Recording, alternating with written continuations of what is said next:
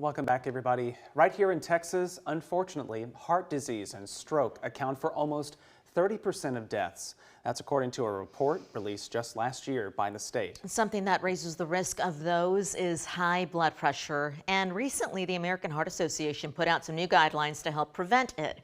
Joining us now to talk ways about staying healthy is Dr. Desai with Baylor Scott and White Health. Dr. Desai, thank you so much for joining us today. Let's talk about the importance of paying attention to these new guidelines and exactly what are they saying? Yes, well, first of all, thank you so much for having me. So, the American Heart Association, as well as the American College of Cardiology, came up with these new guidelines to prevent high blood pressure. And it stems from about half of the United States adults have high blood pressure. So, normal blood pressure is 120 over 80. And so, as it starts to creep up closer to 130 over 80, it can cause long-term effects, such as cognitive decline or dementia. It can cause cardiac issues like heart attacks and heart failure, as well as strokes. So it's really important that we get a tighter control on our blood pressures. And Dr. Desai, just to reiterate there, what are the numbers that we should aim for when it comes to having a blood pressure reading? Yeah, that's a great question. So our normal blood pressure is about 120 over 80, and it can vary from day to day depending on your activity. But as it gets a little bit higher, over 130 over 80, that's when we really need to start paying attention and start intervening. What were the guidelines before, the difference when it comes to what we're seeing now and that 130 marker? Yeah, good question. So, what they really wanted to push for at that time was medications. Once it got closer to 140 over 80, but what they're saying is that 130 over 80 is to start doing more lifestyle changes to prevent it from having to take medication. And you mentioned some of those lifestyle changes that people should keep in mind. I mean, what are the things that we should all do to maybe lower that blood pressure risk? Yeah, so there's several things. One of them is our sodium intake.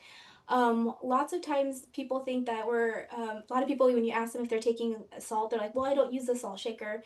But mostly our salt is coming from takeout and restaurant food. So it's kind of hidden in those things. The other thing is alcohol. We recommend women no more than one drink per day, and for men, no more than two per day. But if you can abstain from alcohol completely, that will also keep your blood pressure low. Maintaining a healthy weight, so even reducing your body weight by 5% can also reduce your risk for high blood pressure. We also encourage something called the DASH diet. And so what a DASH diet is, it helps reduce your sodium, and it's a diet that's high in fruit and vegetables and fiber. So we definitely tell patients about that one. And then finally, physical activity. We recommend about a total of 75 to 150 minutes total for the whole week, and a combination of moderate exercise as well as strength training. So however you want to get it, if it's taking a quick walk during lunch or 20-minute walk after dinner, that can also prove to be really good long-term ways to reduce your risk. What are some of the implications of not doing those simple things that you just talked about? Again, it can creep up.